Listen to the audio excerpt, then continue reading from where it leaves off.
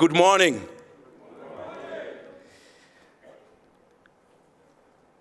Cape Town, South Africa has always been the mother city, the welcoming home of the African energy industry. 2019 was the last time most of us gathered in any room to talk about the energy industry. 2020, we got hit by a pandemic that I don't think anybody in this room could have explained. 2021, we started having a comeback that meant so much, and so much that was going to happen for everyday people, everyday Africans. But 2021, discussions about the climate, a transition, well, I think a just transition, arose.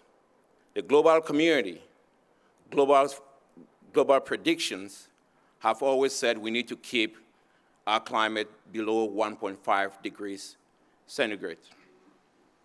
This city has meant so much for many who have considered Africa one of the most important places when we have to look at the future. I want to start by thanking the ministers and thanking Minister Mantashe for hosting Africa, for hosting the energy industry, for hosting the world in South Africa. Mr. Minister, we thank you.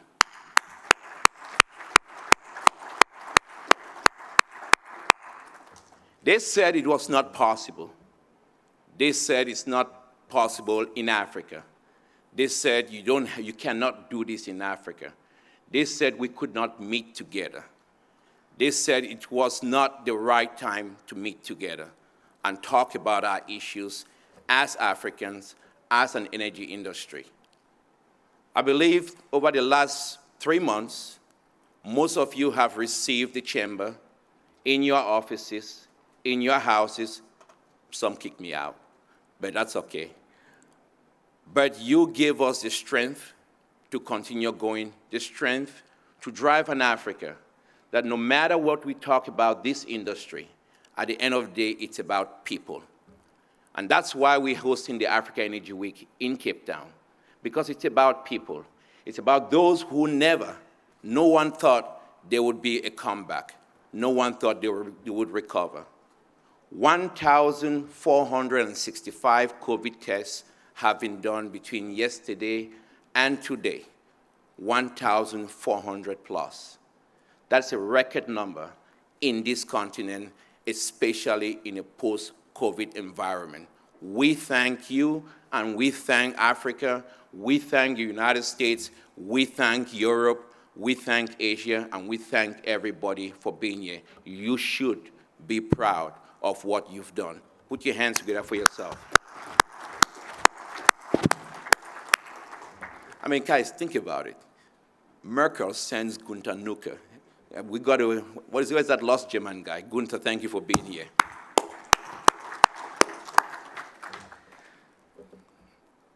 We are going to have an energy transition. There is no question, but it has to be just. We are not going to be apologetic about that. It has to be inclusive.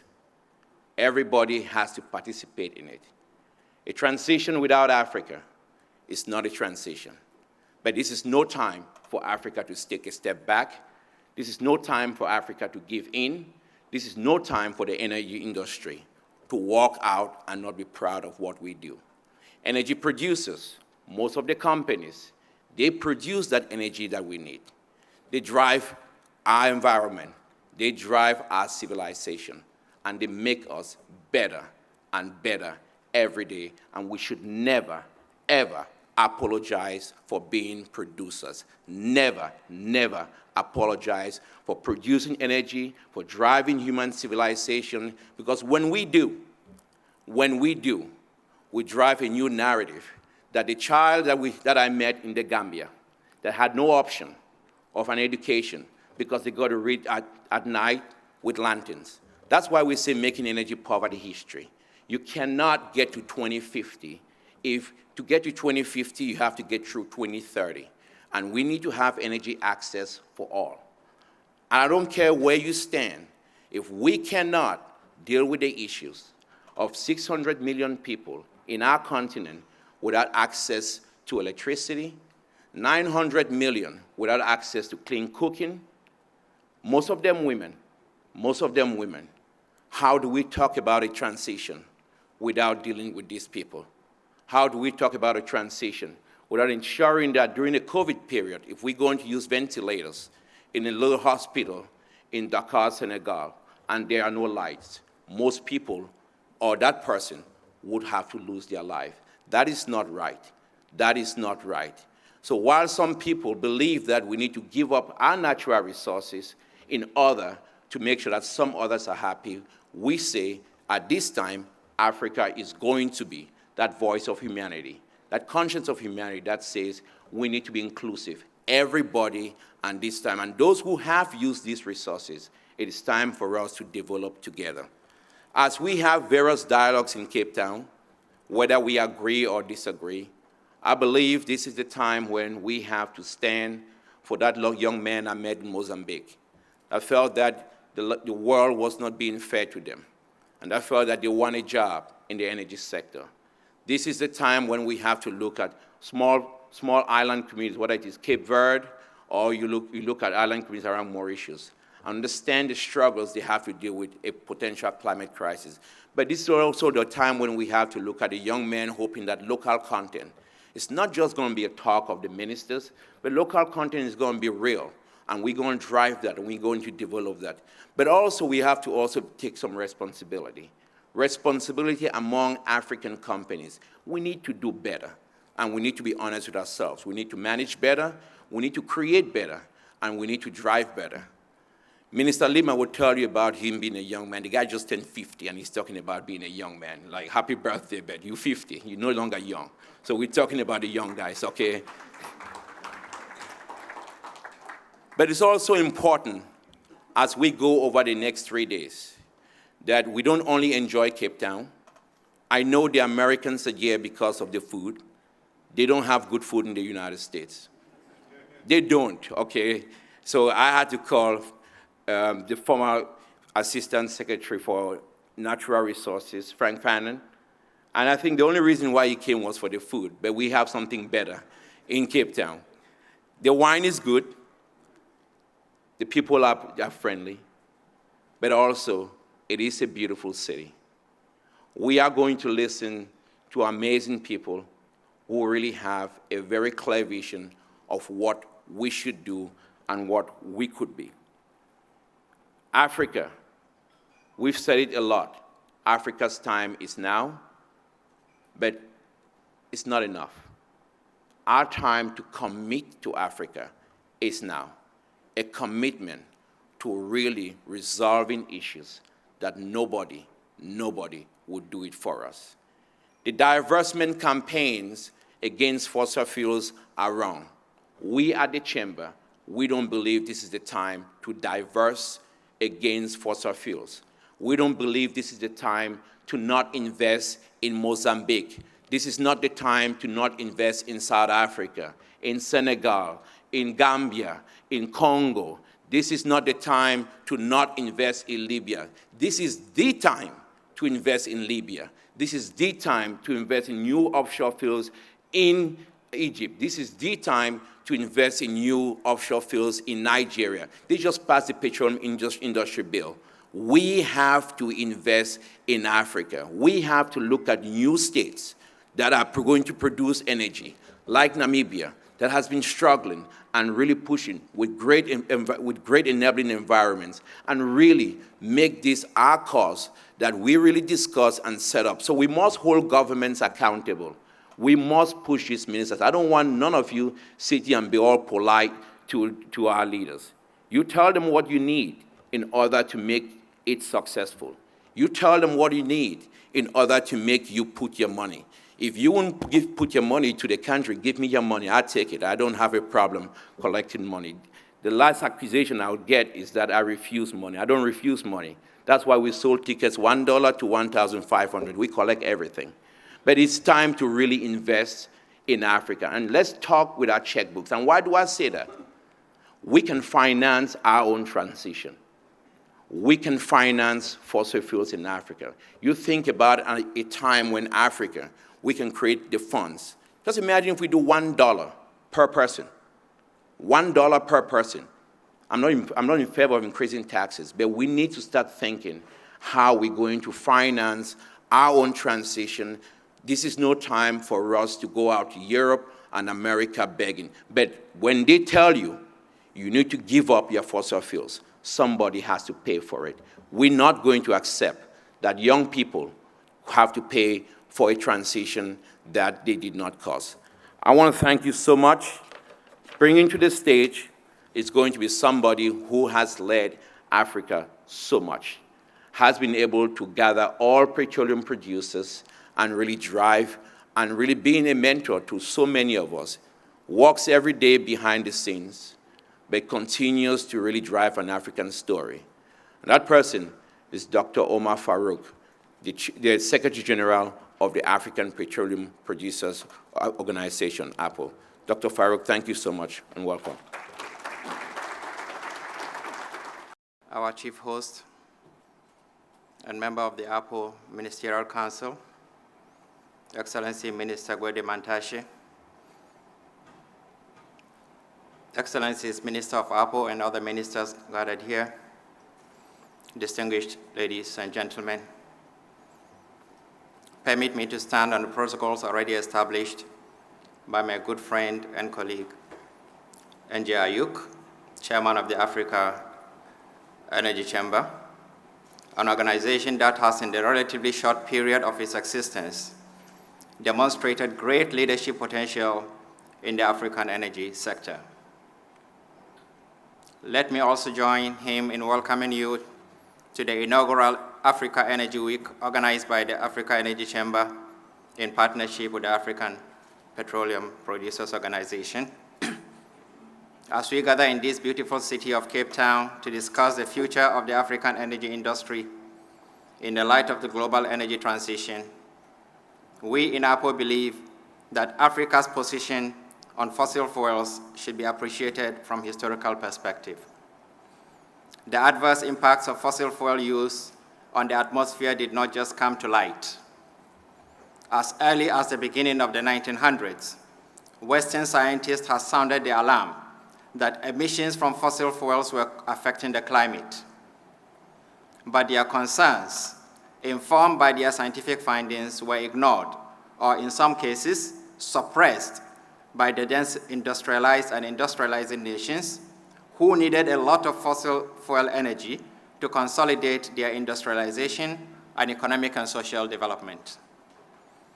A century later, when these countries had succeeded in raising the living standards of their own peoples, making the necessities of life, food, shelter, clothing, health, education, and leisure largely available to a vast majority of their peoples, and having weaned their economies from reliance on revenue from mass material production, which requires a lot of energy, to the manufacture of knowledge and artificial intelligence, at a time when the poorer countries of the world, especially on the African continent, are poised to also use energy to develop their own economies and their people, someone suddenly remembered that fossil fuels are dangerous to the environment and to humanity.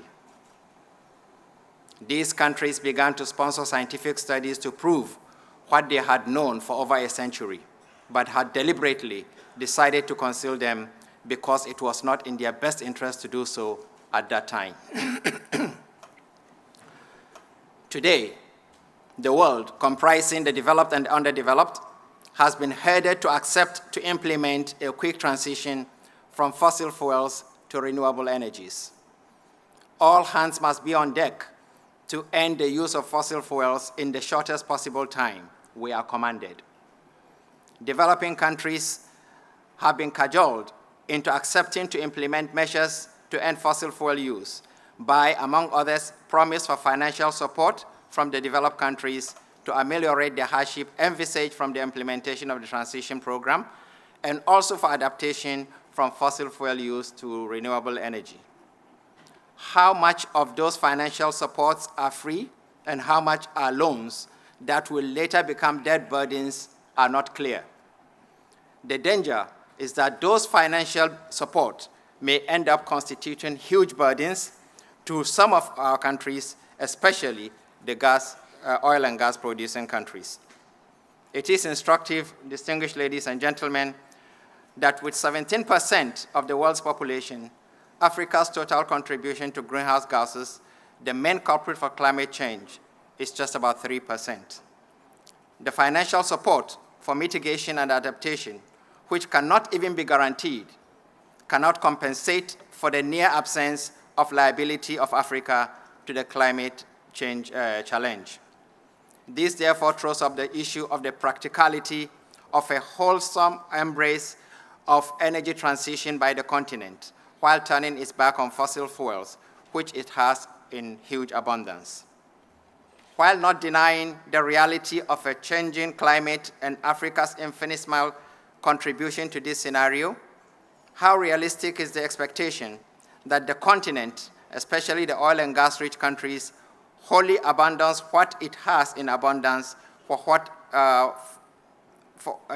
what has worked for it for what has not been tested? Why must Africa, especially the countries with abundant fossil fuel resources, totaling over 125 billion barrels and over 400 trillion cubic meters of natural gas, fail to make use of these resources, like today's developed world did, to develop their economies and improve the living standards of their people?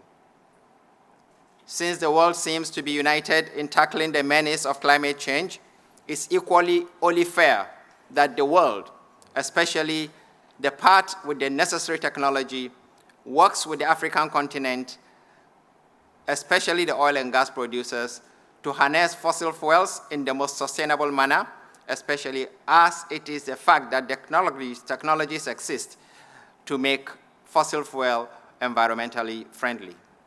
Doing this will reduce the pressure and frenzy of migration to renewable energies, which could have its own adverse implications for the future of the planet.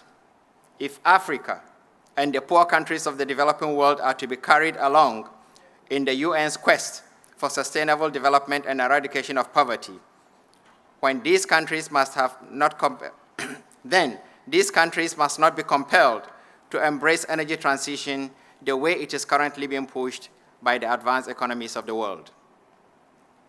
That is the essence of the recognition by the Paris Agreement of the principle of equity and common but differentiated responsibilities and respective capabilities.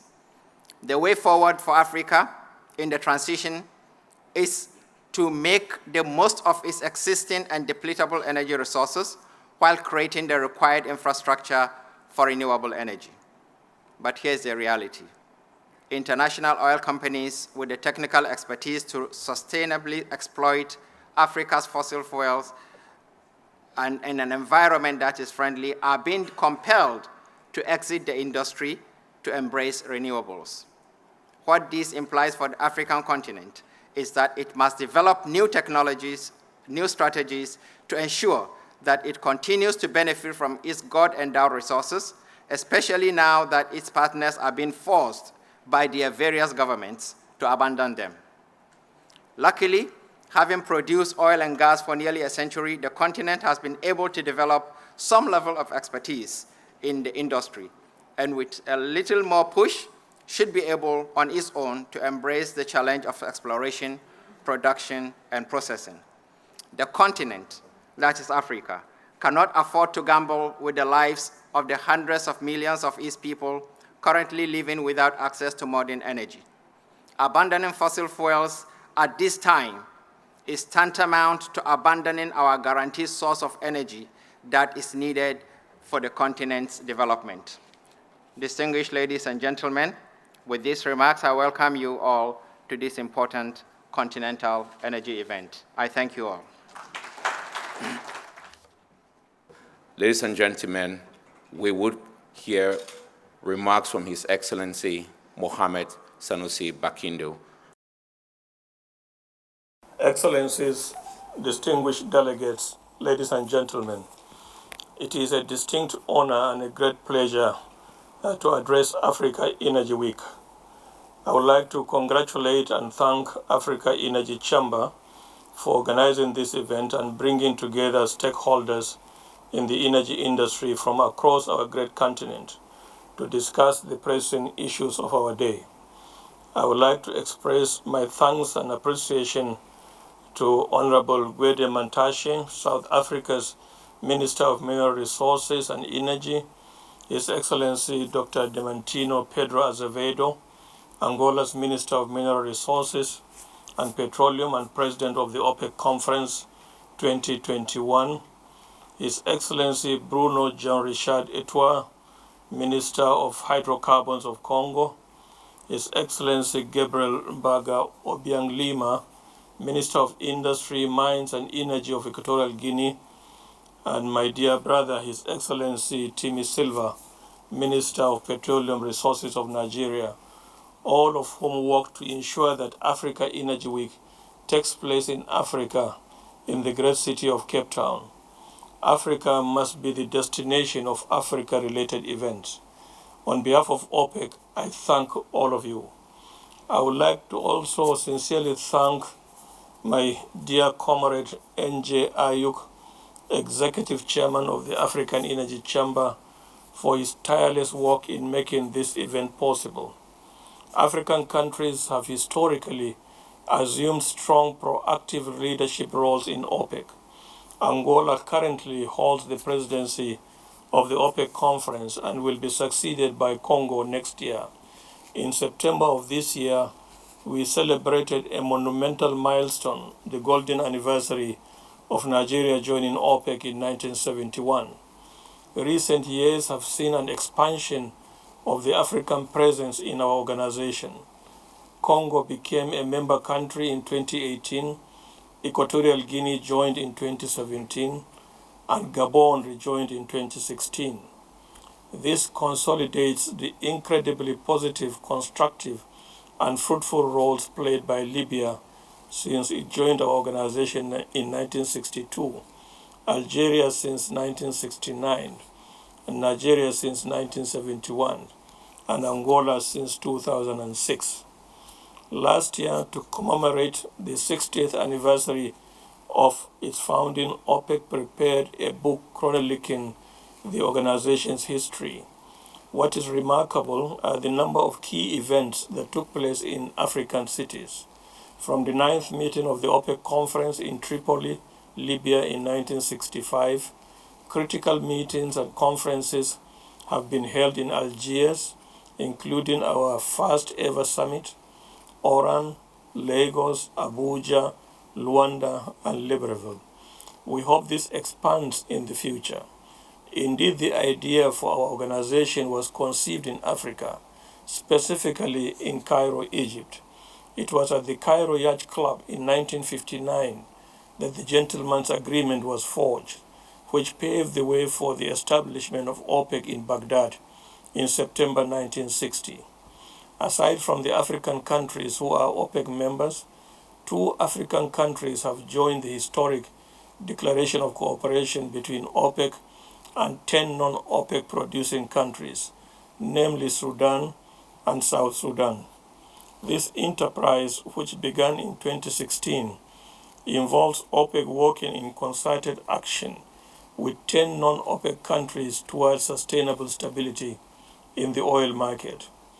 The strong bonds between OPEC and Africa reflect the critical role that our continent will play in the future of the energy industry. This is one of the most prominent themes of OPEC's recently launched World Oil Outlook 2045. Our flagship publication presents OPEC's medium to long-term projections for the global economy, oil, and energy demand and other factors pertaining to the industry. The first thing to emphasize is that Africa has a young and vibrant population. The Middle East and African region is currently experiencing a swift rate of population growth. By 2045, it is forecast to be the leading region by overall population, adding 762 million people in the period 2020 to 2045. We foresee a bright future for Africa's oil industry, with significant opportunities for growth. The continent is home to 5 of the top 30 oil-producing countries in the world and several top gas-producing nations. The world will continue to rely on Africa's precious resources in the long term in order to meet the rapidly rising global demand for oil and gas. In 2019, before the COVID-19 pandemic broke out, Africa produced approximately 8.5 million barrels a day of oil, which is around 9% of the world output. The continent's proven oil reserves amounted to around 126 billion barrels at the end of 2019.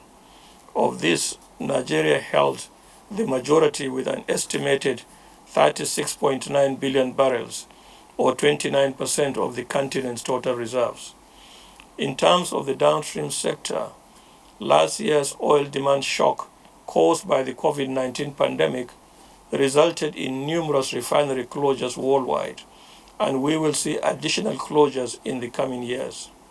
Looking ahead, from 2021 to 2026, we expect to see around 6.9 million barrels a day of new refining capacity come online, mostly in the Middle East, Asia Pacific, and our own Africa. Africa's potential refining capacity is expected to start increasing in 2022 at just below 0.4 million barrels a day before reaching just above 1 million barrels a day in 2026. Many of these projects will involve petrochemical integration. Looking longer term to 2045, OPEC forecasts 14 million barrels a day of capacity additions, mostly in developing countries. In Africa, long-term demand growth will lead to an increase in refinery throughputs of almost 5 million barrels a day in 2045, up from 2.4 million barrels a day in 2019. Another important downstream factor has to do with global refinery utilization rates, which are forecast at a rate of 81% in 2024 and slightly lower by 2026, yet still higher when compared to 2019 levels. These rates are forecast in consideration of recovering demand, in addition to the realization of numerous closures triggered by the COVID-19 pandemic.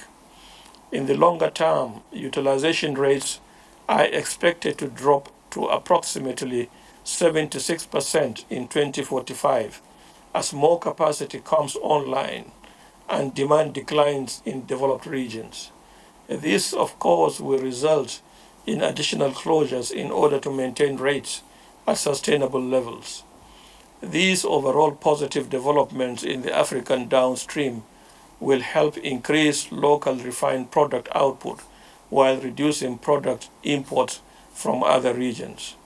In terms of downstream investment, we estimate a total of roughly $1.5 trillion will be spent during the period 2021 to 2045. $450 billion of this will be invested in new refinery projects and expansions of the existing units. Most of these projects will be located in developing countries, including our home continent of Africa. Indeed, the importance of creating an investment-enabling environment is a further key conclusion from our World Oil Outlook 2021. Cumulative oil-related investment requirements amount to about $11.8 trillion in the 2021-2045 period. Of this, 80% or $9.2 trillion is in the upstream, with another 1.5 and $1.1 trillion needed in the downstream and midstream, respectively. Creating the stability in the oil market necessary to attract the required levels of investment has been one of the primary motivations behind OPEC's collaborative efforts with 10 non-OPEC countries under the Declaration of Cooperation umbrella. This pioneering framework for multilateral energy cooperation continues to contribute greatly to the post-pandemic economic recovery as a vital stabilizing force in the global oil industry. Indeed, the declaration of cooperation between OPEC and non-OPEC producing countries has enabled the oil industry to withstand and recover from both the severe oil market downturn of 2014-2016 and the unprecedented oil market contraction following the outbreak of the COVID-19 pandemic. Distinguished ladies and gentlemen, we cannot talk about Africa's energy future without discussing the twin challenges of sustainable development and climate change, two sides of the same coin. This event promotes the vision of making energy poverty history by 2030. OPEC wholeheartedly subscribes to this noble vision.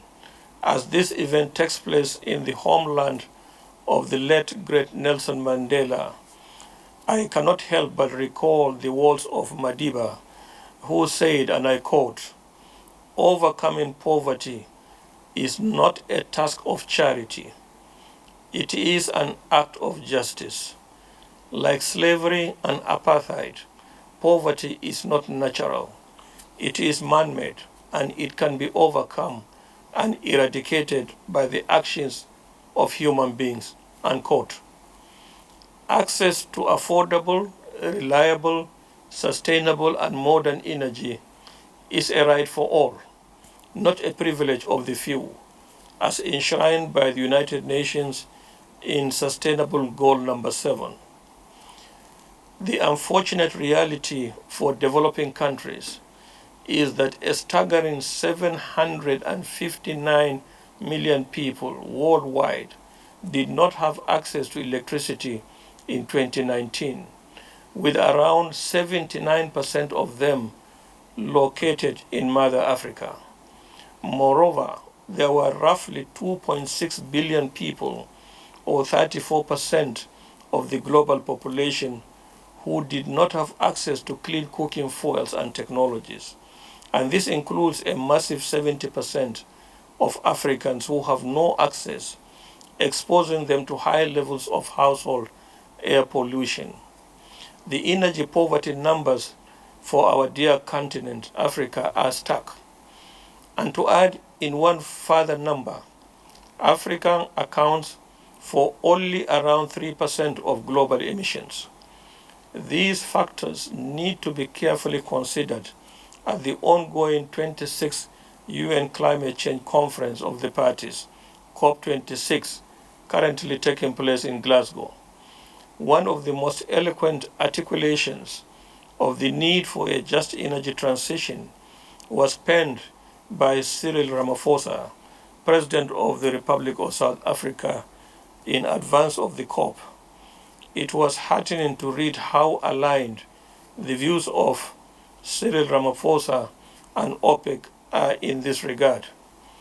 As the President wrote, and I quote, "We must contend not only with these primary dangers of climate change, but also with potential economic and social damage should the global community fail to deal with the crisis in a way that works for developing as well as developed markets." President Ramaphosa also noted, "The only way for a transition to be successful is if there is broad commitment to a transition that is just, a journey to net zero that leaves no one behind," unquote. Similarly, OPEC has argued for a transition that is broad and inclusive, equitable and fair, and reflects common but differentiated responsibility of all parties. President Ramaphosa also highlighted the need to capitalize on the advantages that many African countries have in the energy transition. And I quote, he said, "South Africa is endowed with abundant natural and mineral resources. These can be harnessed to build a new economy in such areas as renewable energy and green hydrogen," unquote. And this, I believe, applies to the entire continent of Africa. The President also spoke sagaciously about the issue of climate finance. South Africa's ambitions cannot be achieved without the more developed economies meeting promises they have made to provide financial assistance to developing economies in their energy transition. To be clear, this is not about charity. This is about fairness and mutual benefit. And this also applies to the entire continent of Africa. Well said, Mr. President. OPEC believes that there is no one-size-fits-all solution to addressing climate change. Different countries around the world have varying capabilities and diverse needs. Thus, reducing emissions should have multiple parts as set out by the Intergovernmental Panel on Climate Change, IPCC, and all of them should be regarded as potential options. As an industry, we must approach these critical issues together through dialogue and cooperation, ensuring that all voices are heard and all viewpoints are considered. The oil industry can play a role in working towards our common goals. It possesses resources and expertise that should be utilized in developing more efficient technologies, particularly within the sphere of carbon capture and sequestration technologies, CCUS. Your Excellencies, distinguished delegates, ladies and gentlemen, the challenges of our age can often appear overwhelming.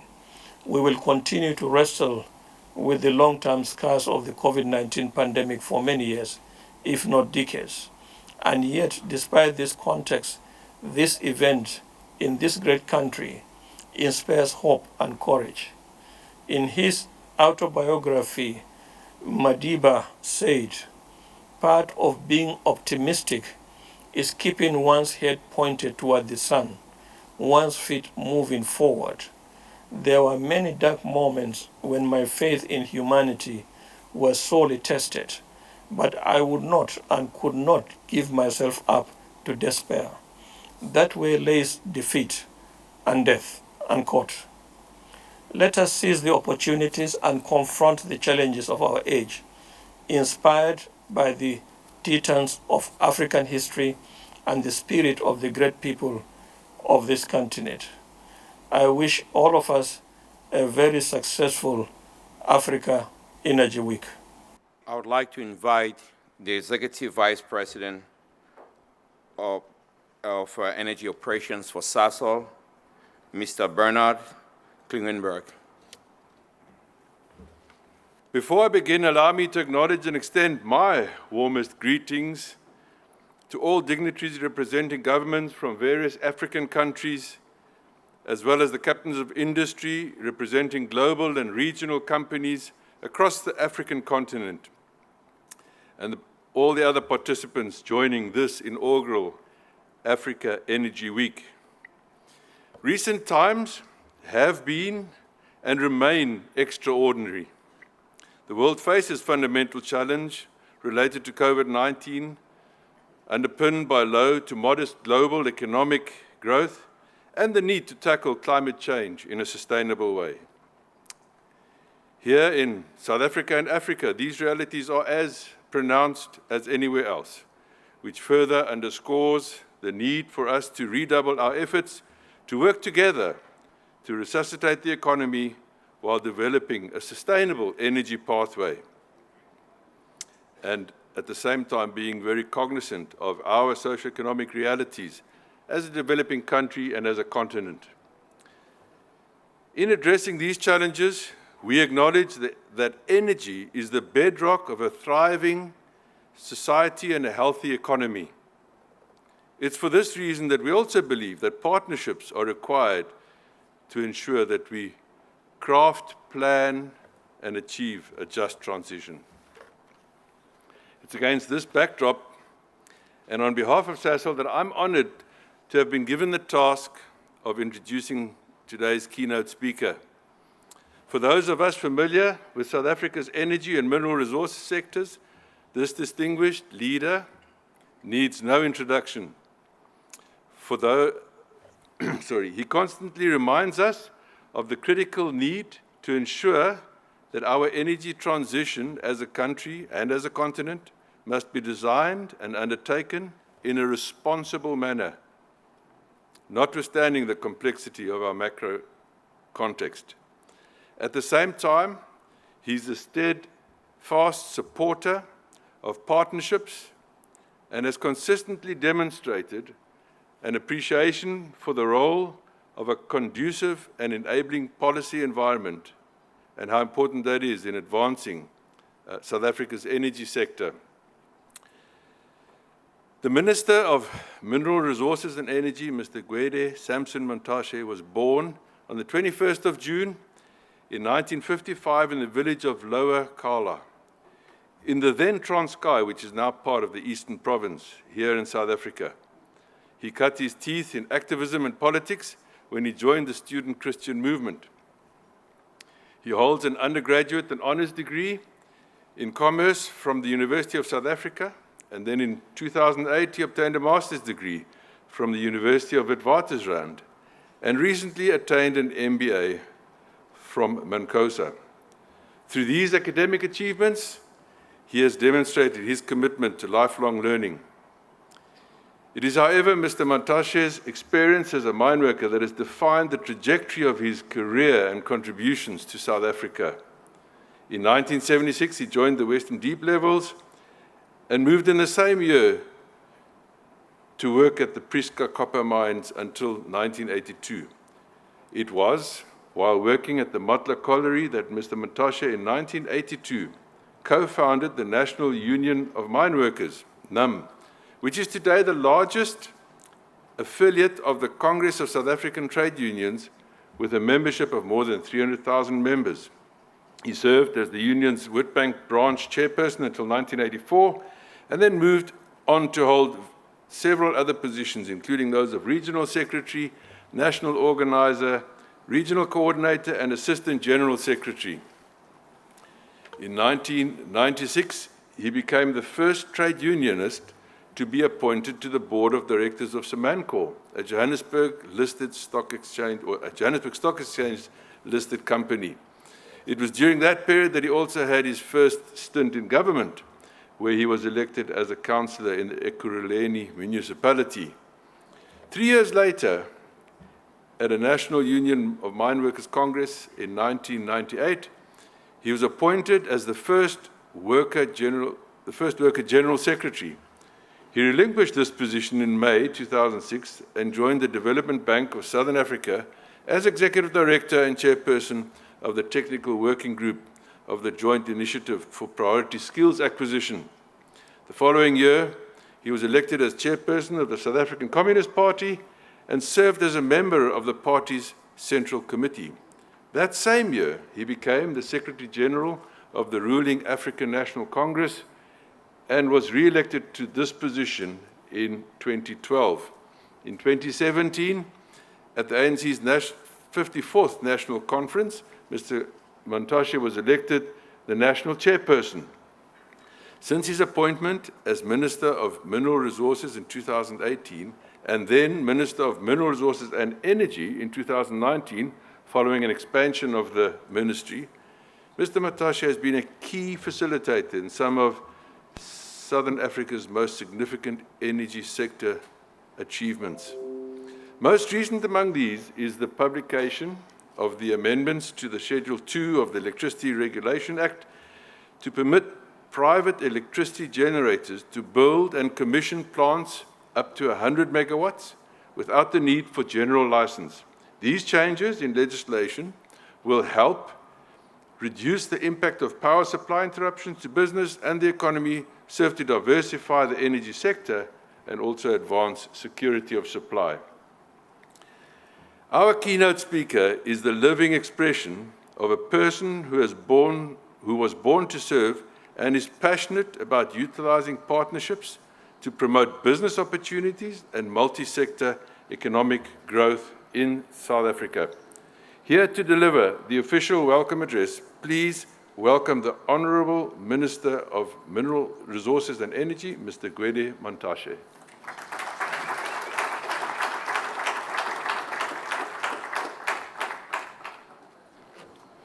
Thank you, Program Director, organizers of this important event, Secretary of APO, Secretary General of APO, Secretary General of OPEC, ministers from various countries in the continent present here. We must all realize more and more that we belong together, heads and directors of companies, invited guests present here today. I'm sure you listen carefully to what sounded like an obituary. And the only thing that makes a difference is that it didn't end with, "May his soul rest in eternal peace." It is really a great honor and pleasure for me to welcome you to Cape Town, South Africa. And therefore, this important energy conference is important to all of us. It has often been said that in the past, we live in interesting times. Those in the know would be aware that the turn of the phrase, though it sounds very optimistic, in essence it spells disaster. No other time than today is our continent, Africa, confronted with most daunting task. From early in the 2020, Africa and the world were confronted with a global pandemic, the COVID-19. For developing economies such as most of those of our countries, coupled with the common challenges, the devastation brought on by the pandemic has been untold. I can tell you that we've navigated that journey painfully as a country, and I would imagine that many of our countries, sister countries in the continent, experienced the same. The devastation by the pandemic has left a scar in our economies. As if to rub the salt into our wounds, the wealthy advanced economies elected to hold the vaccines. Hence, our President, His Excellency Ramaphosa, called it vaccine apartheid. Ladies and gentlemen, brothers and sisters, as our economies make a slow recovery from the pandemic, the global imperative of climate change is thrust on us. There is no doubt in anyone's mind that our world, big and small countries alike, confront unpredictable and often unprecedented climate change that adversely impacts lives and livelihoods. It would be amiss of any one of us to ignore the geopolitical and technical environment in which the debate on climate change and just transition discourse occurs, because it is not just an innocent debate. It is a debate that is taking place within the geopolitical and technological environment in which we're all located in. Globally, one summit after another, certain industrialized countries refuse to jettison their use of fossil fuel. You know, though we are encouraged to stop using coal, we have noticed with interest the fact that when Britain, when China, when India, when Australia ran into energy crisis, they all appealed to coal generation to give them more energy. We noticed that, but when they talk to us, they say, stop using coal immediately. So that is the issue that we must discuss without fear. What had been repeated as global agreements lay hollow as these countries keep postponing the deadlines on when they will shut down their coal mines oil and gas industries, respectively. On the other hand, there are emerging economies whose economic development appetite has driven them to invest more in fossil fuels, in particular coal. I can tell you that in South Africa, coal is a major contributor to our economy, to foreign earnings. It is quite important, but we're facing the untenable situation. All these countries are motivated by national interests. For industrial economies, it is to maintain the leadership in technology and more. For developing economies, theirs is to catch up with the rich ones. In Africa, I can say that safely, there's hardly a country that is having universal access to electricity. We always boast that we're one of those that are striving hard. We're at 87%, but that is not universal access to electricity. The sad reality of this situation is that there has been preoccupation with Africa, yet our Africa is the least polluter compared to other continents. This is a sign of encirclement.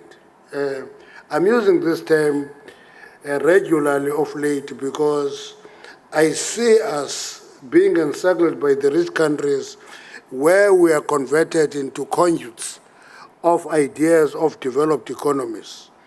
Our continent collectively and her individual countries is made to bear the brunt for heavy polluters. We are being pressured, even compelled, to move away from all forms of fossil fuels, including resources such as gas, which have been regarded as key resource for industrialization. Our view is that gas is going to be part of the transition in a big way. But we're told that any fossil fuel we must not touch. I think Africa must get together, and this conference gave us that opportunity to develop a strategy to deal with this reality. Africa must seize the moment. We must indeed position Africa oil and gas at the forefront of global energy growth.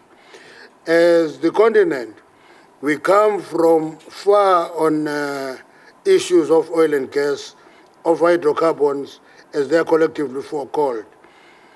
But back then, in the aftermath of oil crisis in the 1970s, the development of Africa was brought to its knees due to the high oil prices. After the creation of OPEC Fund for International Development in 1976 to assist developing countries with the challenge of the balance of payments, it was the African countries like Algeria, Nigeria, Gabon, and Libya who pioneered an African solidarity solution. These four countries spearheaded the resolve that 4% of their oil produce would be reserved to assist 9 oil-producing African countries with their balance of payment challenges. That is solidarity in the continent, and it is more urgent today than ever before. Today requires the resolve on solidarity that is as solid as this one. The creation of Africa Trade Area is such a promise, but one that will need to be fulfilled by all of us in solidarity. One of the things that we must actually keep our eye on is the state of intra-Africa trade. Why is it attractive for a country in the continent to import fossil fuel from everywhere else except from the continent? It's a debate that we must have, and actually, countries in the continent that produce oil and gas must impose their desire to trade with us in the continent and watch our response to it. As South Africa, we have a clear energy policy encompassing all sorts of energy. Our Integrated Resource Plan 2019, though it is accepting, committed to moving from high carbon emission to low carbon emissions, still dictate that the transition will require a combination of technologies, including, by the way, coal being a major player for a long time, and nuclear must be an issue that we should look into as a continent, because that plan projects energy infrastructure built towards the year 2030 and beyond. While we are committed to low carbon emissions and even net zero emissions, we do so with reality of energy that guarantee national economic growth, development, and industrialization. I always share a story with people that I'm from a province called the Eastern Cape in South Africa. There's a store that is very famous that through a traditional healer, we're told that to kill our cattle so that we can be more wealthier. We never became wealthier because we killed our cattle. And if we are told today to destroy what we have with the hope that the future will be brighter for us, then we're very cautious. We think that we move from what we know to the unknown. We navigate that transition pragmatically and systematically. We don't jump, we don't swing like a pendulum from one extreme to the other. In this context, all energy sources, concomitant technologies, and minerals for low carbon emissions and is complex sensitive to our development needs constitute the most appropriate agenda for a just energy transition. In our case, this debate should not further entrench the urban labor reserves that are the legacy of our past. Therefore, the present must not enslave us further. Now, my African brothers and sisters, let us confront our present challenges in a similar fearless way as evident in the formation of the African Petroleum Producing Association, later African Petroleum Producing Organization in 1987. All those are efforts of pulling our efforts together to overcome challenges that confront the continent. True solidarity between and among us as Africans will overcome. History beckons on us. It reaffirms that the development of Africa can at best be piloted by the continent itself. This is what other regions of the world do. In other words, let's make the formation of Africa Energy Investment Corporation as a finance arm or to raise capital for investment in oil and gas a reality. In other words, to be coerced to take missteps to look good and be praised, we must actually talk to our financial institutions. This is the thing I'm saying. There's upright cut of financing coal and upright cut of financing fossil fuel is actually a mistake. We must be systematic. We must be systematic. We must have the continent in our plan and move the continent such that it must cease to be the last born of development in the world. We must move up with all the potential. We're not poor, but we take our wealth and raise somebody else and we remain poor. That is what we must change. It's a call for all of us to work hard. For example, the minerals of the future are in South Africa. We have a neighbor called Namibia here, our neighbor here to the west. You know, between us and Namibia, we have a rich deposit of rare earth elements. But we don't talk to one another. How best can we use that resource to actually capture the future of the world? As we seek to transition to net zero future, the continent should look into its role of mineral resources like platinum group metals, which is heavily deposited in South Africa, in Zimbabwe. Actually, if we would bring in Russia to the scene, there's no reason that we don't have a similar body like OPEC for platinum. But everything is now regulated such that you can't do that because it tampers with the interests of others.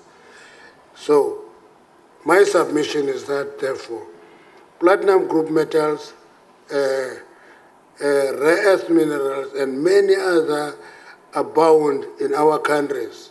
If you can look into what we have in South Africa, in Namibia, in Angola, in the DRC, you move on, you can see that Africa is actually self-sufficient, but it must be more innovative, it must believe in itself, it must have confidence in itself, it must have passion about its own development. If we don't have those, and therefore not take the initiative, everybody is going to take the initiative for us, and we're going to be the last one. The green hydrogen market presents a huge opportunity for Africa to position itself as a global competitor in future green energy markets. Countries such as South Africa and Zimbabwe possess global reserves of platinum, which can help the continent to spearhead fuel cells production. South Africa has for the past 15 years spearheaded the development of hydrogen and fuel cells technology through the Hydrogen South Africa Research, Development and Innovation Program, led by the Department of Science and Innovation. It is one example that demonstrates that as Africa, we can take charge of our energy development trajectory. But to be able to succeed, we must liberate ourselves from being encircled. It should not happen that we only do things when we are directed by developed economies. We're just a conduit of other people's ideas. We must develop our ideas, we must be original, we must be innovative, and we must have the commitment to develop this continent into a leading continent. South Africa is rich with coal. Other Africans are endowed with oil and gas. Africa must invest on research and development in the exploration of these resources towards clean environment. When I talk about carbon capture, storage and use, I've been shouted down everywhere, but I continue to insist. So there's no such a thing, there's no such thing, because people are directed outside of the continent to force us into committing suicide. And I'm saying we must resist any program that leads to Africa committing suicide. Therefore, our investment in this kind of research is not anti-renewables, as others have it. Developed nations must invest in our humble yet noble endeavors in these areas. Africa, like industrialized nations, requires the same cutting-edge technologies. The idea that development must take into perspective events across time on the history of pollution cannot be ignored and constitute a valid case for inquiry between developed and developing countries. Part of the challenges is the duality of oil and gas and how these interlink through comparative pricing. As a continent, we must continue to utilize the platforms of gas exporting countries forum and oil producing exporting countries to tackle oil and gas challenges going forward. Though some countries have indicated the intention to cease the financing of hydrocarbons, we must utilize what we have and collaborate with those still keen to operate in all the upstream, midstream, and downstream business chains of our sector. Now, as I conclude, I think I must share with you few examples of where Africa can cooperate. The first one is the example of mutual beneficial collaboration can be seen from South Africa regional gas project, which was supported by government of South Africa and Mozambique. In that project, Sasol developed a pipeline from Mozambique to the eastern, to Mpumalanga in South Africa, and they offloaded, and we shared 50% with him, 50% held by us and Mozambique, 50% held by Sasol. They offloaded 30%. We ran into all problems when we said we want to use our preemptive right to get that 30%, but we insisted. Today, South African government and Mozambican government control 80% of that pipeline. That is what we should be doing, because a state with capacity is a great facilitator for the private sector development. A weak state is an irritation to industrial development of the private sector.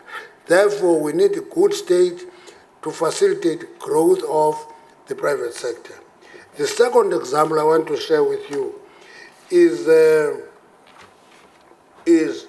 our announced LNG complex in Kuga.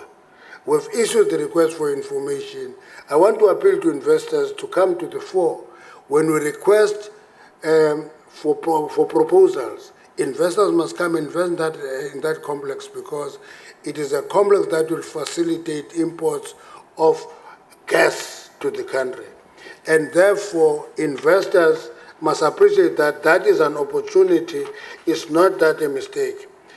The third one, and the last one, is that in Virginia Free State, we have a potential of liquid helium that will be fully demonstrated in February 2022, when the JC-listed company, Renewable Virginia Gas Project, achieves commercial operation. Those are opportunities that we're having, and investors must take the opportunity and invest in those projects. We want to cooperate with everybody in the continent. We'll have a number of discussions during this conference with all of you. We want to talk to you because we know that we belong together. Thank you very much.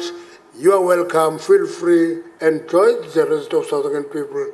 And I won't tell you other things. You will discover yourselves. Thank you.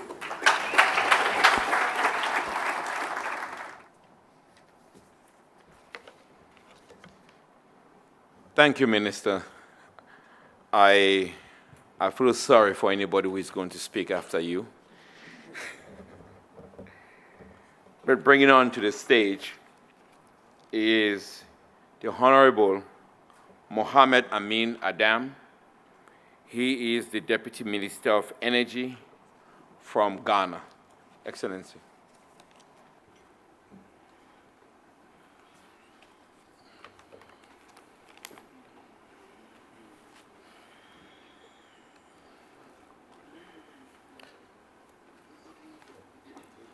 Excellencies, honorable ministers, captains of industry, distinguished invited guests. I bring you greetings from the President and people of Ghana, and to assure you that we will continue to support the African Energy Week, as it provides a unique platform for our common conversation as Africans for the benefit of our people. As we all know, Africa has been described as the last oil and gas frontier of the world. Many of our countries have just discovered hydrocarbons, showing great potential for the transformation of our economies. Particularly, Ghana and other new producers can show evidence of the impacts of petroleum revenues, job opportunities, and value addition to our economies. But the recent push for transition to cleaner energy is likely to change the structure of our energy industries and the promise of accelerated economic growth. Ladies and gentlemen, there is no doubt that the energy transition will be disruptive to the economies of African producers of crude oil, especially new producers like Ghana. The effects of the transition, ranging from revenue losses, underinvestment in hydrocarbons, and the huge cost of adjustment, what I call the transition curse, will ensure that Africa is left behind the rest of the world, as the least emitters will likely suffer the grave consequences of the global response. It is for this reason my President His Excellency Nana Addo Dankwa Akufo-Addo, President of Ghana, eloquently articulated in his speech at the COP26 in Glasgow, and I quote, "The Almighty has blessed our lands with abundant natural resources, and it would be wholly unfair for the world to demand that Africa abandons the exploitation of these same resources needed to finance her development and to help us cope better with the threat of climate change, at a time when many countries on the continent have only just discovered them." Ghana acknowledges the importance and effects of climate change and the urgent need to combat it. And we acknowledge equally the importance of protecting our development.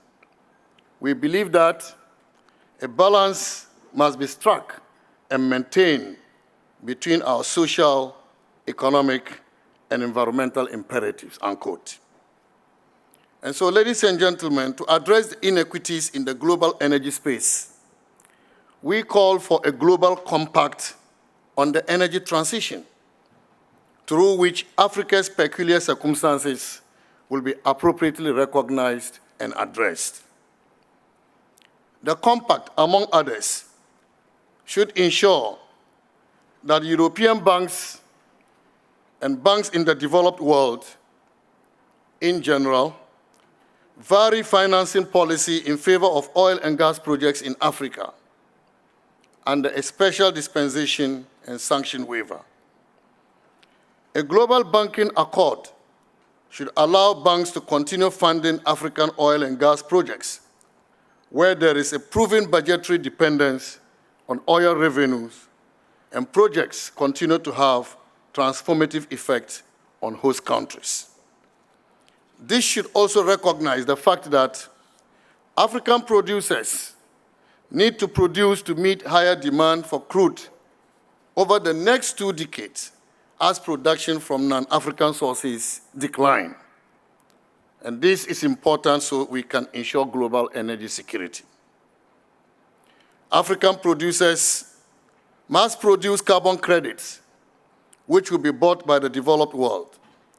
The same African producers can divert a portion of the funding to develop high-integrity carbon credits through reforestation and carbon removals, effectively offsetting a portion of the hydrocarbons they continue to produce.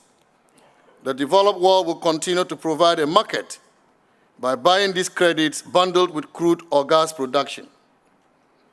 Ladies and gentlemen, this is important because it provides a market-based solution rather than grants or bailouts. African natural gas must be given the status as transition fuel for a longer period to allow gas reserves to be used when displacing a more carbon-intense fossil fuel globally, such as coal, and or when used in production of blue hydrogen. Renewable energy deployment is an important step towards decarbonization, but potential failures of wind and weather may require competitive natural gas markets to stabilize global energy supply.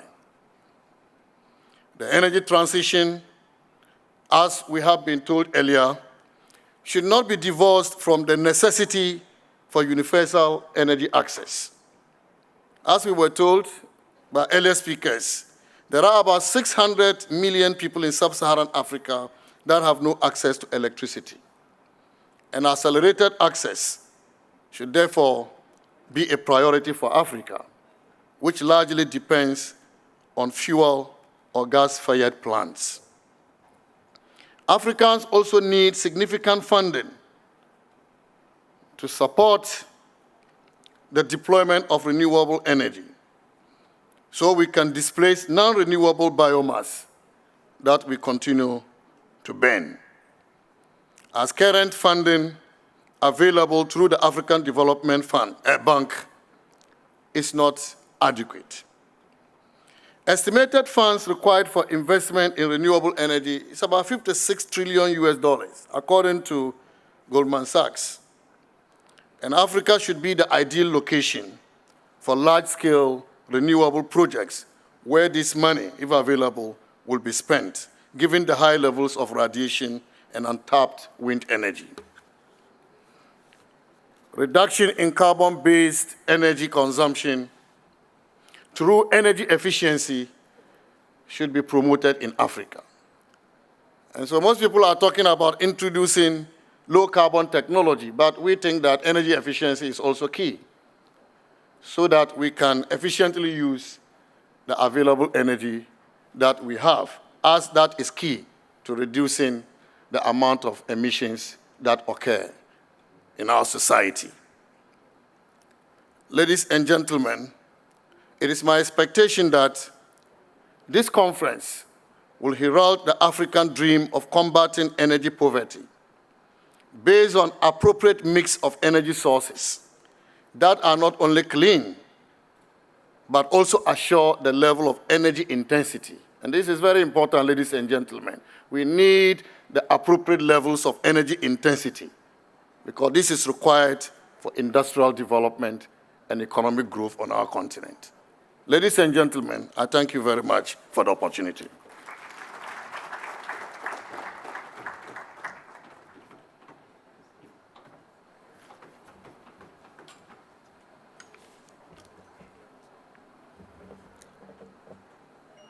The next speaker needs no introduction. I would caution any investor, if you find yourself in his office, he would ask you the toughest questions, and he would, if you give yourself 5 minutes, he will make a discussion very tough, but you will come out learning. I went to see him. I learned more. I called him up to join me on a webinar. He said yes. And wherever you said we have to serve, Tom Olwendo says, send me, I would serve. Honorable Minister from Namibia, Tom Olwendo, we welcome you, and please come to the stage.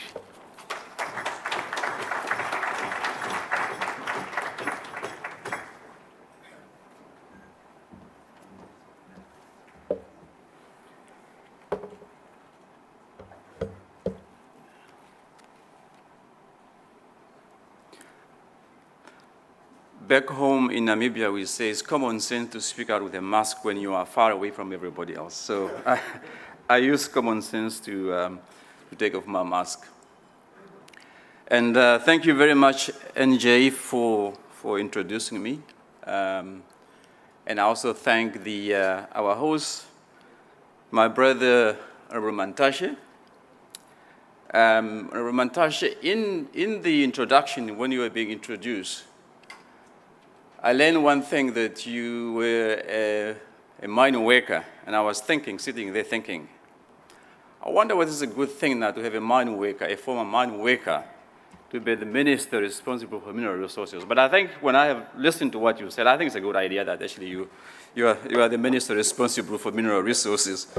But we thank you very much for welcoming us to Cape Town, and also want to thank the African Chambers, Energy Chamber, for your outstanding leadership in organizing this energy conference on the African continent. And I am making a point to say on the African continent because it's not uncommon for us as Africans to be invited to conferences on Africa, but somewhere else outside the continent. And therefore, it's really, very great for us to be here on the continent because we are discussing an issue that is for Africa, and we are doing it in South Africa, on the African continent.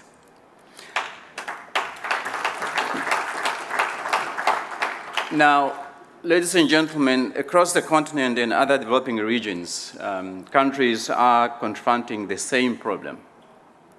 And that problem is the energy crisis that is really spilling its havoc on economic, social, and also on political issues, as we all know. This problem continues to persist at a time when we are fighting a pandemic, and a time when the world is building public and also political will for the climate change actions. We just actually came back from the COP26 in Glasgow discussing climate change. And in traversing the issues brought about by this problem, the legacy energy crisis, Africa finds itself asking difficult but really relevant questions on how best to navigate all these issues and arrive safely on the other side of the equation. Africa's energy gap is huge. 1 in 3 Africans lack access to electricity. 1 in 3, and that translates into over 600 million people that lack energy. Accessibility challenges have been attributed to infrastructure deficit, the lack of critical investment in the energy sector, high risk or uncertain, sometimes regulatory environment that we as government are responsible for, and that deter the private sector participation in the sector, and also the lack of required knowledge and skills to expand the energy and power sectors. Now, to just give you some statistic which I have gathered from the Africa Energy Atlas, very, very interesting statistics. For example, it says that a kettle boiled twice a day by a family in the UK uses 5 times as much electricity as a Malian uses per year. Another one, 11 states in Africa still have populations where 90% do not have access to power. 90%. Sub-Saharan Africa, all 1 billion people consume less electricity than the 4.8 million people in the state of Alabama in the USA. It says a total in Africa, that our total installed power generation capacity is only 147 gigawatts as per the ARENA statistics. This is less than the amount of Belgium's total capacity and the equivalent of what China within 12 months or 24 months installed every year. 4 out of 5 of Africans, about 727 million, rely on solid biomass such as firewood and charcoal for cooking, which causes indoor pollution that kills about 600 people per year.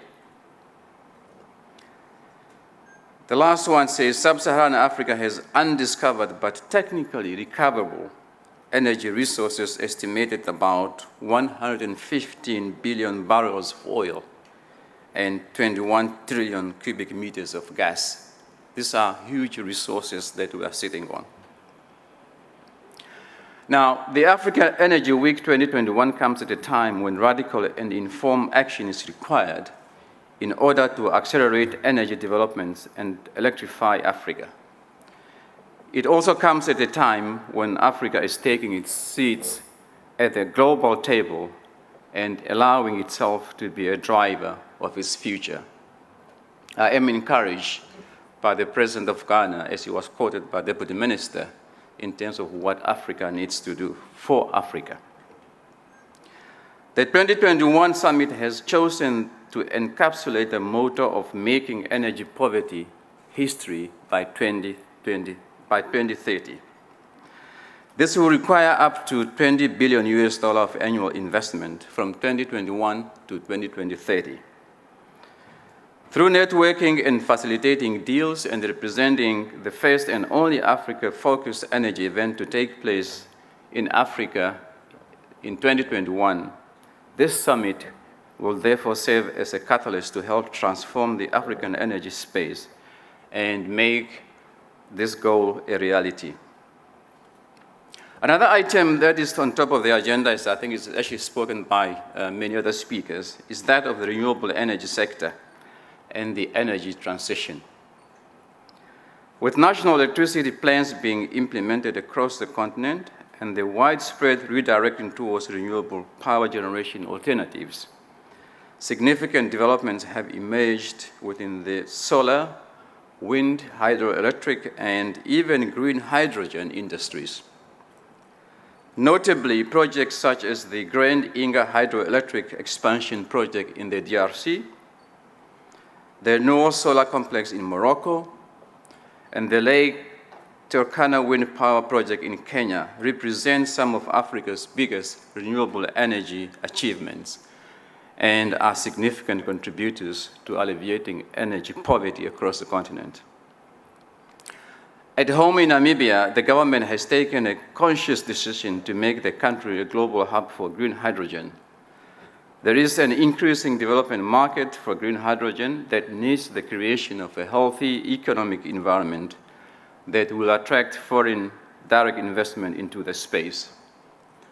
Namibia's vast solar and wind energy resources provide a strong foundation for the development of green hydrogen hub in Southern Africa. And Honorable Mantashe, we will be sharing that green hydrogen with you. As you say, we are neighbors. Certainly, we're going to be sharing that green hydrogen with you. The government also needs to see domestic renewable energy generation and green hydrogen production as key vectors of national decarbonization and a great step in the energy transition conversation. Namibia is focused on developing regional partnerships that will help transform a potential surplus of solar and wind power into increased energy access in the region. While this is in the pipeline, the country's position is not to suffocate itself by cutting off potential oil and gas resources that could assist in solving our problem. A pragmatic approach in the energy transition conversation has guided the direction in which we are building our energy mix basket. In Namibia, like in many other African countries, the concerns are more with providing living wages and supplying basic necessities to the country's growing populations. I understand the importance of working towards renewables. I believe they are the future of energy industry. But in addition, we should know that the global energy transition must be inclusive, it must be equitable, and it must be just.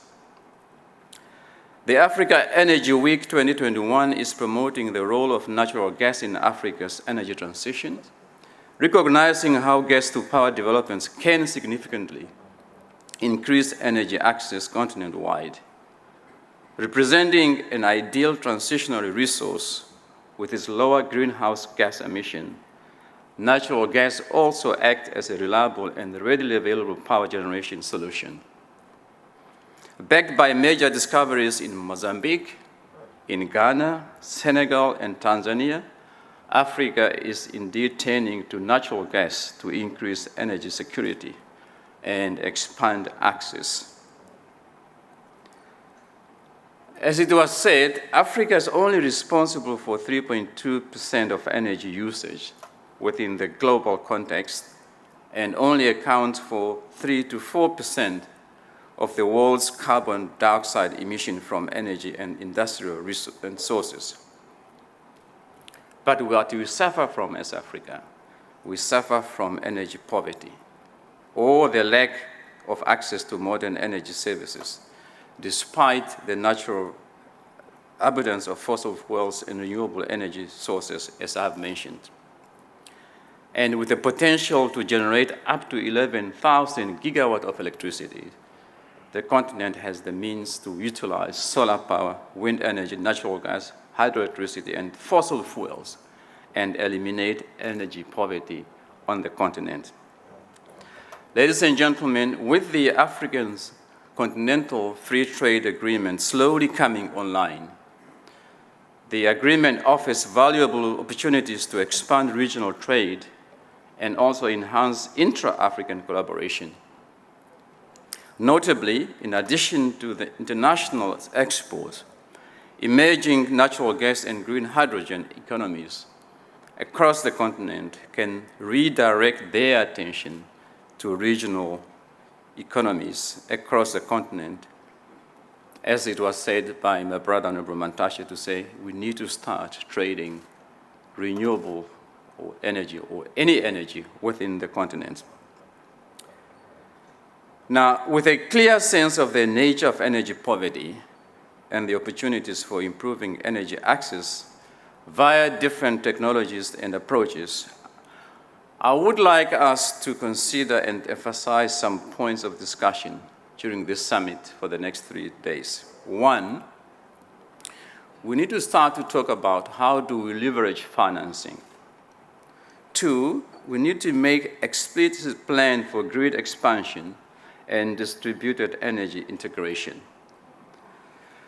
Three, let's talk about balancing different generation technologies and approaches to access.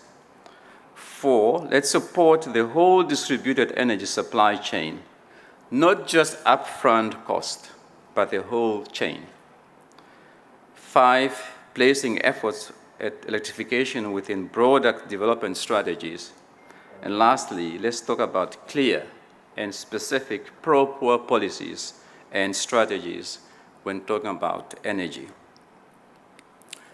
Therefore, ladies and gentlemen, driven by the continent's significant oil, gas, and renewable resource, and built against a backdrop of existing project successes, as I have mentioned, this summit aims to directly address African energy poverty by uniting stakeholders with common agenda and facilitating large-scale energy development and investment across the renewable and natural gas power generation sectors. What makes this an ideal energy event is its multi-sectoral approach that unites numerous players from across the entire energy value chain.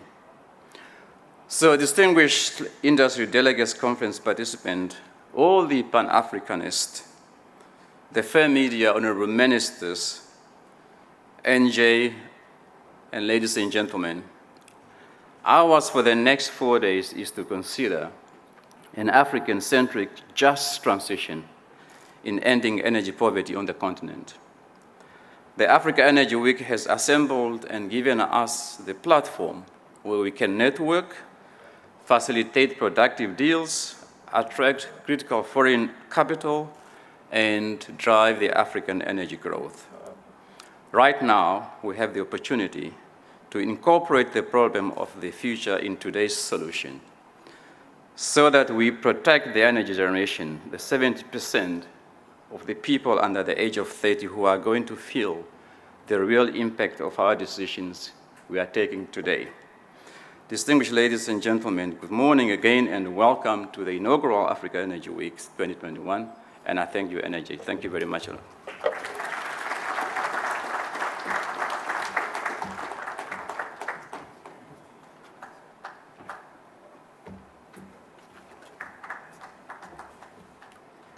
Thank you so much, Honorable Minister. To move along, you remember I told Minister Gabriel Lima that he is no longer the young minister. I think we have a younger minister. Excellency, you're still young. So if that makes you happy. I mean, come on, at 50, you still think you're young? His Excellency, the Minister of Port Kang Chol, the Minister of Petroleum from the Republic of South Sudan. He is the youngest African minister, but I don't think that his message is young, from the youngest nation. So we hope to hear from you. Thank you, Mr. Minister.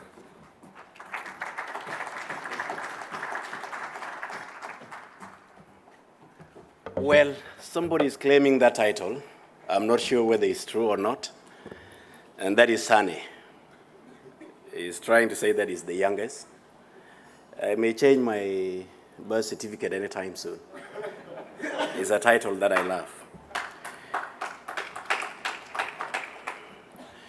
Today morning, when I came here, I was asked to go and greet Minister Montashe, and he looked at me and said, "You must be from South Sudan." I say, "Why?" He said, "Because of the height." And I say, "Well, that's true, but I may also be from Senegal." you know. You know, the delegation that I came with, among the shortest. And at times I'm forced to ask some of them when we are walking together to say, how is air up there? Because I may not feel it the same way. And also the smallest inside. So you can see the tragedy, Mantashe.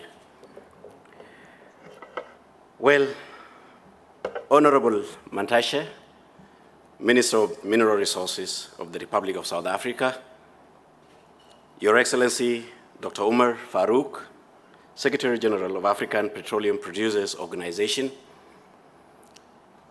fellow ministers and international government representatives, my brother and a friend, NJ Ayuk, Executive Chairman of African Energy Chamber, members of diplomatic corporations and non-governmental organizations, members of the civil society and the media, distinguished delegates, ladies and gentlemen, good morning. My name is Honorable Port Kang Chul, the Minister of Petroleum of the Republic of South Sudan, a country with some amazing facts, least known to most of us in this room. Facts such as the youngest nation in the world and one of the least contributors to the global carbon emission due to our limited industrial activities. Yesterday, when we were at Oliver Tambo International Airport, somebody would come and say, where are you from? Then we will say, we are from South Sudan. And somebody will say, oh, from Sudan. Well, 10 years ago, we became an independent state and the youngest in the whole world. A title that we are proud of and a title that we would want to maintain, not because we don't want others to be independent, but simply because we don't want you to go under the same circumstances that we have gone. Our people are very resilient, they manage it. You may not be the same as us. Second, the only oil-producing country currently in East Africa region and hold the 5th biggest proven oil reserve in the whole of Africa. Third, it holds the 2nd largest wildlife migration in Africa, second only to Kenya, from June to December. And third, the only country in the world where the combined population of the cattle, sheep, and goats outnumber the entire human population of the country. And the only country in the world where fish in the rivers and Nile died of old age. So, Honorable Mantashe, I'm extending my invitation to yourself and the gentleman who did not want you to go last time. Please this time tell him you are going to South Sudan. We will get you Nile perch right from the Nile. Very fresh. We will bring it alive, and you will be the one to say, you now deal with it. And if it is because of COVID, the heat that we have will help take away COVID. These are interesting facts and potential that can easily be turned into lucrative business opportunity for all stakeholders and with a high probability of high returns of investment in the shortest time possible. Honorable Mantashe, the Minister of Mineral Resources of the Republic of South Africa, Mr. NJ Ayuk, the Executive Chairman of African Energy Chamber, Energy Capital, and the Organizing Committee. Thanks for the incredible reception and hospitality accorded to my delegation in my first ever visit to the great land of South Africa in my capacity as a Minister of Petroleum. I am honored to be given this chance to share a few words in this great forum, which has been designed for us as Africans to have an open discussion and join our efforts toward energy security and prosperity for our beloved continent with aspiration of ending energy poverty by 2030. while taking into account the principles and guidelines agreed upon by world leaders during the recently concluded 26 Cooperation of Parties Forum, also known as COP26 in Scotland. I must say this. Listening to all the speakers, none of us is against renewable energy. But we are all saying, and we repeat ourselves, and I will repeat words which were said by my colleagues, that it must be inclusive, it must be equitable. We must all sit on a table and agree. South Sudan budget depends on oil by 98%. When somebody wake up in the morning and tell us you should not produce in the next 10 years,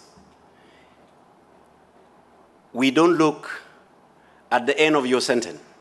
What we take from you is basically that you are telling us that this woman who is going to give birth tomorrow to maybe future leader of South Sudan should not give birth in a hospital because that's the only resource that we have at the moment. It basically means you are telling me that that child must also go and live as a refugee the same way I did. Something that we cannot swallow is so bitter. Many developed and developing countries which participated in COP26 conference committed to cut their carbon emission down to 0% and stop deforestation by 2030, we should be able to maintain an average temperature rise of up to 1.5 degrees Celsius. However, this could still have a significant impact on the annual GDP growth of most African countries. The developed countries effectively use and continue to use their natural resources to achieve their national development target, while the African continent remain poverty-ridden and continue to export raw materials while importing ready processed petroleum products for its domestic consumption. I must be forced to remind us of a quote from a man that most of my generation across the continent are happy to associate with and are happy to learn about, and that is Kwame Nkrumah. He said, Africa, our earth is rich, yet the product that come from above and below the soil continue to enrich not African predominantly, but groups and individuals who operate to Africa is impoverished men.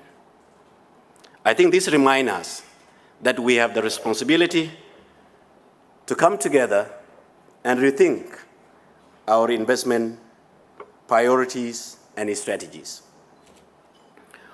We, the leaders of the African continent, must have an achievable energy-driven national developmental agenda with a clear roadmap into achieving them, remain committed to those discipline, and learn from each other in our resources planning, extraction, and must invest in our young African men and women through capacity building, on-job training, and better allocation of funds into sectors that will bring a real change and make African continent energy poverty-free by 2030.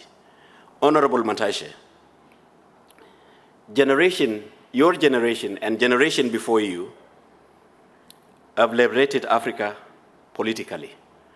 I had the opportunity when you were the Secretary General of ANC in 2012 during the centenary celebration of the ANC, and I went to Bloemfontein, and I had attended a session where you were talking to young people. And one thing that I remember was that we must begin to think of tomorrow. Where will Africa be? few of you are still with us, need to help us realize that.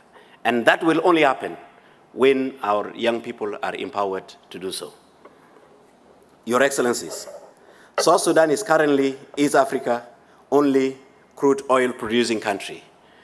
Our daily crude oil production was over 350,000 barrels per day before the civil war. And the civil war affected the production whereby 65% of some of the oil fields are inaccessible.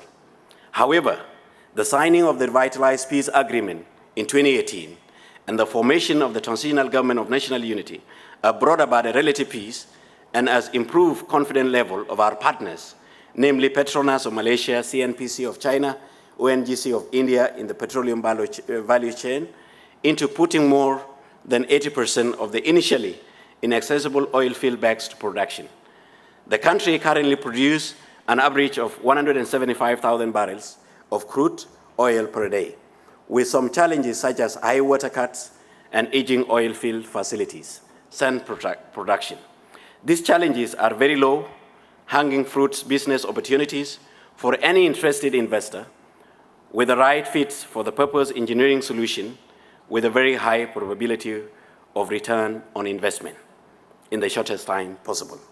The government of the Republic of South Sudan will continue doing its utmost best in meeting the oil production adjustment target, ensuring conducive business environment, a friendly policy framework, while doing everything within powers to minimize severity of coronavirus pandemic on the national economy. These are priorities, and we remain committed and willing to collaborate and share our knowledge, lesson learned, and success stories with newcomers into petroleum value chain, such as eastern neighbors in the Republic of Uganda, in the development of King's Fishes and Telinga projects, which is planned for the next 3 to 4 years for better regional integration and development to preserve interests of our industry and our country.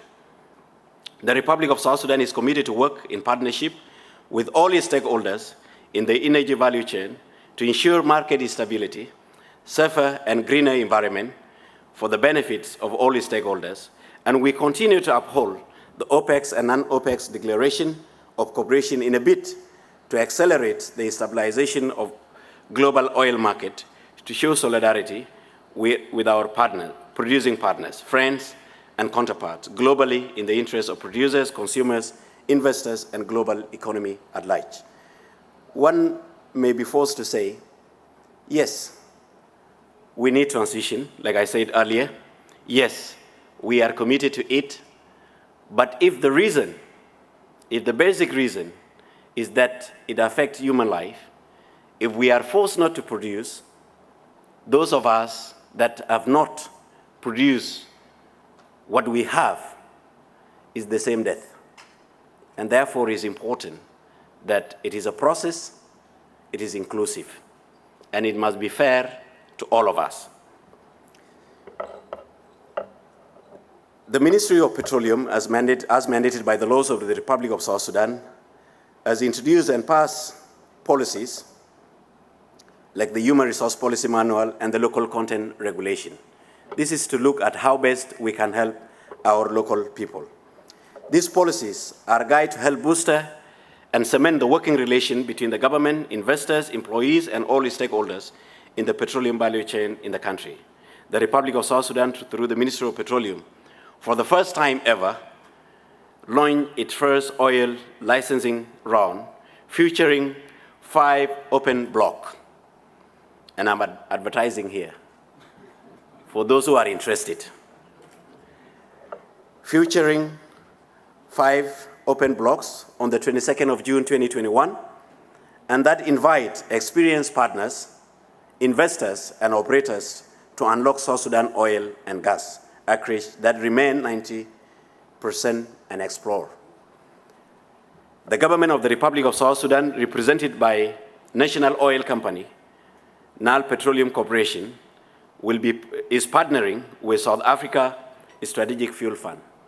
And I hope today I will be meeting Minister Matashe and SFF, hoping that he will tell me to go back with them so that they start, because we can't wait to see them starting for the key upstream investment in Block 2 and Block B3 from Atlas Oranto of Nigeria. The few blocks that we gave away, the only two that we managed to give away, we gave them to Africans. And I want to remind all of us, and those who are new, if you have not given yours, please put policies in place before you give away any block. This is based on our experience. For our people to benefit from what we have, please do that. We are people today who did not have the opportunity to colonize Africa. They have come to Africa in the name of infrastructure and energy. And what they are doing is not different from what we heard before the liberation of Africa.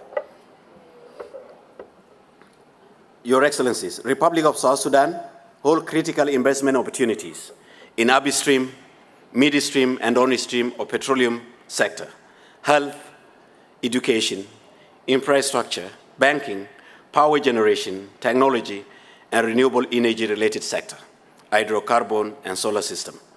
And the government of South Sudan has continued to put in place the relevant framework, policies, guidelines, and management system that create conducive environment for all business owners as it embarked on a journey to recover the economy. My sincere hope is that all our discussion and contribution during this forum will provide new ideas and valuable input on how to improve the sector for the economic growth of all the stakeholders in Africa, while putting more efforts into preserving global ecosystem. I believe each one of us have been doing this without being reminded by COP26. The current economic crisis and global pandemic may provide a window of opportunity, an opportunity to rethink our investment strategies and priorities. In conclusion, the Republic of South Sudan is targeting increase of foreign direct investment, positioning private sector-led growth as the engine of sustainable economic development for the nation, and continue to uphold the OPEC's and Non-OPEC's declaration of cooperation in a bid to accelerate the stabilization of global oil market, to show solidarity with oil-producing partners, friends, and counterparts globally, in the interest of producers, consumers, investors, and global economy at large. I must end by saying we are happy to be part of this gathering. And when we were coming, I went to our president and I told him, we have two invitations on the table. One to South Africa to attend Africa Energy Week, and the other one to Dubai. And without waiting to hear explanations from me, he said, listen, go to South Africa. If it is called Africa Oil Week, we are first and foremost Africans. Go and attend that, and my greetings to the people of South Africa, and my greetings to those who will be attending the conference. With this, I thank you so much. May God bless you, may God bless Africa, and may God bless South Sudan. Thank you so much. Bringing to the stage is somebody who, behind the scenes, supported the African continent when he was with the previous US administration, developed so much behind the scenes work. I think Minister Gabriel, who is here, and other OPEC ministers got to know him. He got to be their brother. He got to be somebody who would really ensure that no matter what the crisis was, we always kept a united front to help save the energy industry. I will bring to the stage the Honorable Frank Fannon, the former United States Assistant Secretary of State for Energy Resources.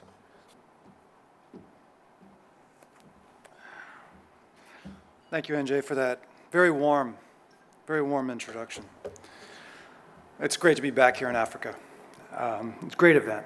And excellencies, distinguished guests, thought leaders, leaders in industry, it's an absolute delight to be here to speak with all of you today.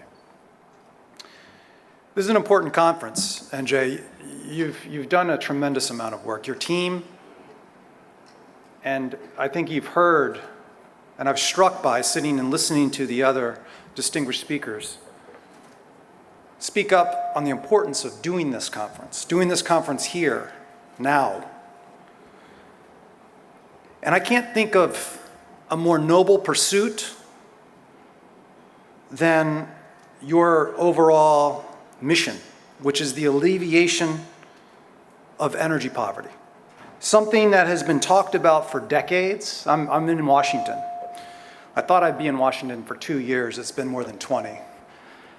And every time Washington talks about, every World Bank meeting, twice a year, there's something to talk about energy poverty. The World Bank, the IFC, the United Nations, the World Economic Forum, the OECD, go on and on and on, to address energy poverty. And as others have so capably spoken passionately about the issue, this is where most of that occurs in the world. So it's of the utmost importance that Africa and the African Energy Chamber speaks to addressing the scourge of this continent here, and to address it yourselves. Why is this so important? Well, because energy isn't just BTUs or barrels.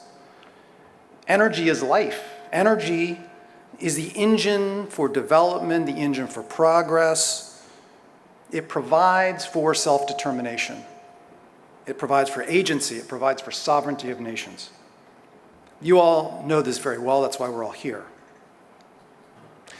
Of course, there's another conference going on, and we spoke to that in the context of the United Nations climate meeting in Glasgow. And I've been struck by the conversation and how it's pivoted from the leaders' discussion, where really the focus was on leveling up levels of ambition, is what they talk about, how to reduce faster, how to exit fossil energy faster. And the discussion then has turned to a just transition. Now, what does that mean? Well, in the Western sense, in the United States, a just transition tends to mean to make people whole who are losing their jobs because they worked in one industry and now they have to find some means to pay them, or create another economic opportunity to hold them, to make them whole. That's typically what a just transition refers to. Politically, it's how to ensure that a constituency doesn't get angry when they find out that they lose their job. But I was struck by also some of the speakers who spoke about it, a more expansive view of a just transition, something that I've been trying to speak to as well. And that's the concept of an inclusive transition. Now, what does that mean? An inclusive transition speaks not just to make someone whole, but to bring someone along the entire time. People who lack energy should be included to provide an economic future for them as well. If someone lacks a job or an economic opportunity, there's nothing to make them whole. If it's a child today, and we've heard some speakers talk about that, then what do they shift to in the future? And the demographic shifts of this continent are absolutely spectacular. By 2050, there's going to be more than 2.4 billion people living here. The population is going to more than double. And so we can't talk about this discussion of transition from just moving from one type of energy to a different type of energy when you're talking about a scaled issue of people that lack energy. They must be included in this. The fact is that this energy transition we're talking about isn't just one of a shift from energy types, from fossil energy to non-emitting sources, but a shift of energy demand centers. Europe and the United States, they're effectively at peak demand. Asia is going to dominate the future in terms of global demand growth, and second will be Africa, this continent. So we must talk about this energy transition as the alleviation of energy poverty, but to be included in that. And the scale is increasing the overall base of energy for everyone. You know, NJ spoke about the financial pressures affecting investors. This is extremely real. It's real in the United States, and it's real here. I was struck last time I was in Africa when I served in the government. And I met with this minister, and we were having a dinner. And maybe we had too much wine. He was speaking very candidly. But he made a statement that has struck me, and I've used this, repeated this line. He was speaking about the ESG-related pressures, environment, social governance pressures, that were curtailing investment in his country as he's trying to provide a future for his children, his grandchildren. And he said to me, speaking about you in the West, he said, your ESG pressures are, and all of that, it means that, and however well-intentioned it might be, but the result of that is that my people get to breathe clean air in the dark. It struck me. Powerful, powerful statement. And he said it was provocative, but it was also true. So we have to include Africa in this transition. So, and how do we get that investment here to do just that? Well, countries must demonstrate and demand that they are leaders in governance standards and also safe and sustainable operations. We have to demonstrate how you're doing, how you're creating the opportunity, but also requiring companies to uphold the strongest standards and in your own government to enforce those standards. The reality is that the world is going to need oil and gas for decades to come. Just consider the juxtaposition that we've seen play out on television from Glasgow, where you have an ongoing climate change meeting to address the climate crisis. On the one hand, calls to restrict financing of oil and gas. And on the other hand, the entirety of the US administration seems to be calling on OPEC to increase oil production. Now, I don't mean to pick on the US administration. One of the truisms of US politics is for the last 40 plus years, on both sides of the political aisle, presidents always call on OPEC to increase production when gasoline prices hit a certain point. It's just some of the foundational concepts of the politics of American pump prices. But what can we take from this seeming contradiction is that by positioning itself as the sustainable producer, African nations can attract the investment and produce the energy for the world, but also for Africa herself. Again, this is going to be one of the drivers of demand growth for the planet. This is particularly true when we come to natural gas. Natural gas, we used to talk about it as a bridge fuel. Well, the United States, I think it's important to remember, reduced its greenhouse gas emissions more and faster than any other country ever. And we did that through conversion to gas, large-scale adoption of gas. Africa's demand is certain. The economic opportunities are clear. Let's help transition, an inclusive transition that brings all of us along, especially Africa.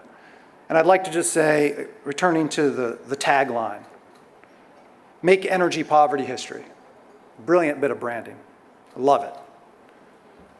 But I'm interested in helping all of you make that tagline reality. Thank you.